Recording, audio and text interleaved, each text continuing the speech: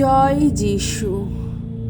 প্রথম পাঠ লেবীয় পুস্তক হতে আজকের বাণী পাঠ 23 অধ্যায় 1 পদ, 4 থেকে 11 পদ, 15 থেকে 16 পদ, 27 পদ, 34 থেকে 37 পদ। ইসরায়েলীয়দের অবশ্য পালনীয় পবিত্র দিনগুলির তালিকা।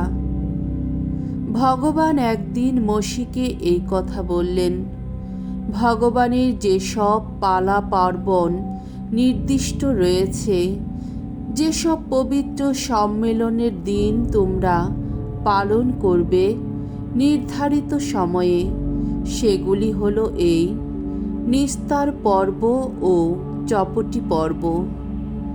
বছরের প্রথম মাসে, সেই মাসের চতুর্দশ দিনে সন্ধে হওয়ার সময়ে শুরু হবে ভগবানের সম্মানে পালনীয় নিস্তার পর্বের অনুষ্ঠান। ওই মাসের পঞ্চদশ দিন থেকে শুরু হবে ভগবানের সম্মানে পালনীয় চপটি পর্ব। 7 দিন তোমাদের খেতে হবে খামিরবিহীন রুটি। প্রথম দিনে তোমাদের এক পবিত্র সম্মেলন অনুষ্ঠিত হবে। সেদিন তোমাদের কোনো ভারী কাজ করা চলবে না। ওই 7 দিন তোমরা ভগবানের উদ্দেশ্যে আগুনে যা অর্পণ করার কথা তাই উৎসর্গ করবে। 7ম দিনে আবার এক পবিত্র সম্মেলন অনুষ্ঠিত হবে। সেদিন তোমাদের কোনো ভারী কাজ করা চলবে না। প্রথম আটি নিবেদনের পর্ব। যে দেশটি আমি তোমাদের দেব বলে ঠিক করে রেখেছি, সেই দেশে প্রবেশ করার পর তোমরা যখন সেখানে ফসল কাটবে, তখন তোমরা কিন্তু নিজেদের ফসলের প্রথম আটি যাজকের কাছে নিয়ে আসবে। যাজক তখন ভগবানের সামনে উৎসর্গের ভঙ্গিতে সেই আটি একবার তুলে ধরবে, যাতে তোমাদের সেই অর্ঘ্য গৃহীত হতে পারে। যাজক বিশ্রাম বারের পরের দিনটিতেই সেই আটি তুলে ধরে উৎসর্গ ক্রিয়া সম্পন্ন করবে। সপ্তাহ সপ্তকের পর্ব। সেই বিশ্রামবারের দিনটির পরের দিন থেকে,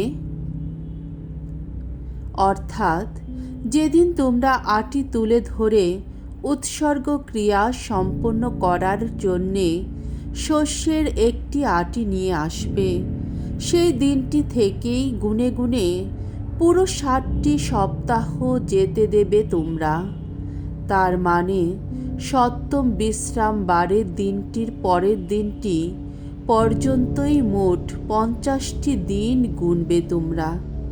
আর তখন তোমরা ভগবানের কাছে নতুন শস্য নৈবেদ্য উৎসর্গ করবে।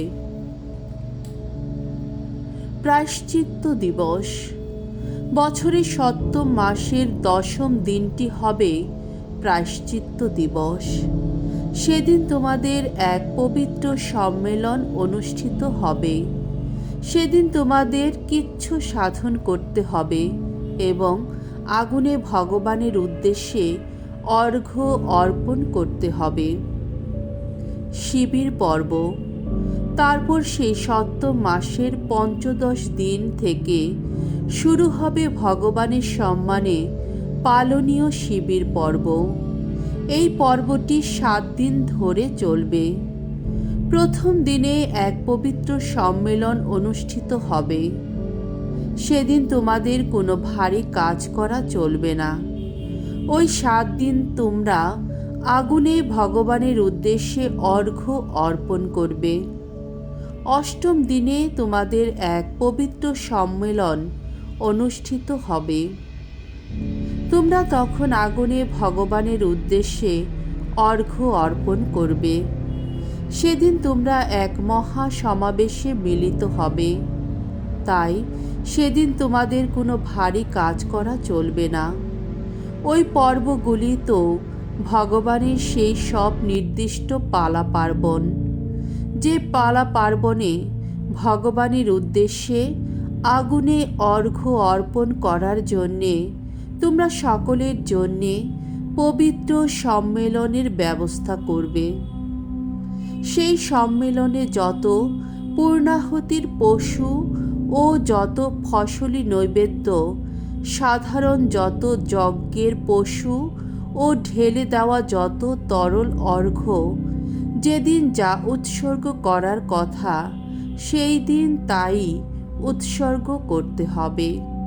প্রভুর বাণী। ঈশ্বরকে ধন্যবাদ। শাম সঙ্গীত 81 অধ্যায় 2 থেকে 5 পদ, 9 থেকে 10 পদ। ধুয়ো।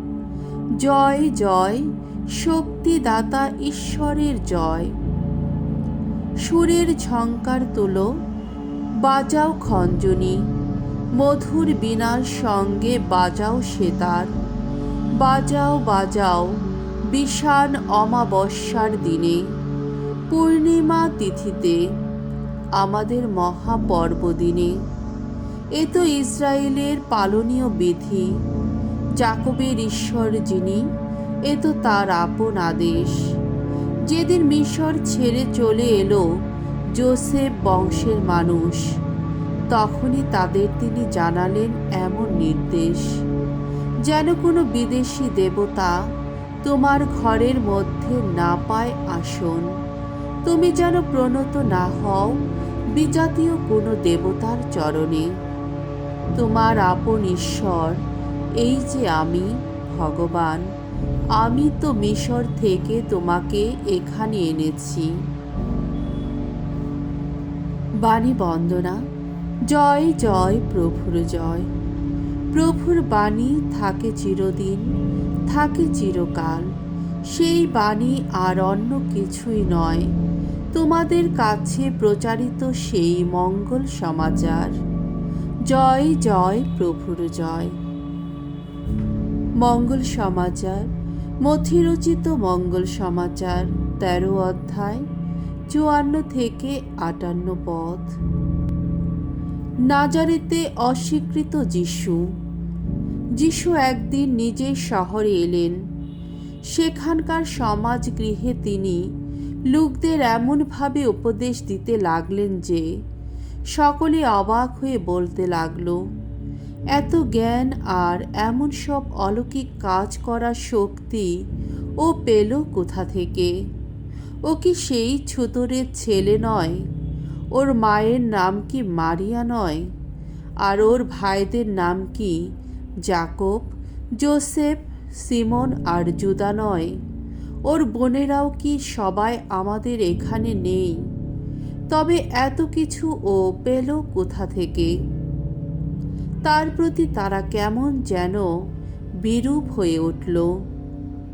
তখন যিশু তাদের বললেন, প্রবক্তা শুধু নিজের দেশে নিজের পরিজনদের কাছে অসম্মানিত হন। আর তার প্রতি লোকদের এমন অবিশ্বাস দেখে তিনি সেখানে বেশি অলৌকিক কাজও করলেন না। প্রভুর মঙ্গলময় বাণী। খ্রিস্ট প্রভু তোমার প্রশংসা হোক।